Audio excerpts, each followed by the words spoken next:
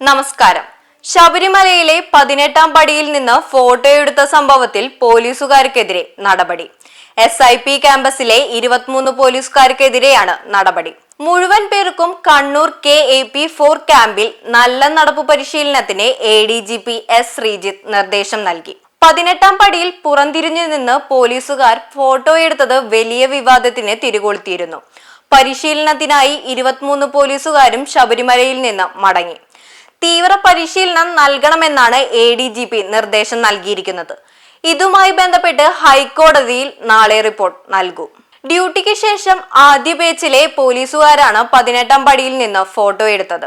ഇതിനു പിന്നാലെ ഹിന്ദു ഐക്യവേദിയും ക്ഷേത്ര സംരക്ഷണ സമിതിയും അടക്കമുള്ള സംഘങ്ങൾ പോലീസ് നടത്തിയത് ആചാരലംഘനമാണെന്ന് ആരോപിച്ചു. പോലീസുകാരുടെ ഫോട്ടോഷൂട്ടിനെതിരെ വിശ്വ ഹിന്ദു പരിഷത്ത് രംഗത്തെത്തിയിരുന്നു.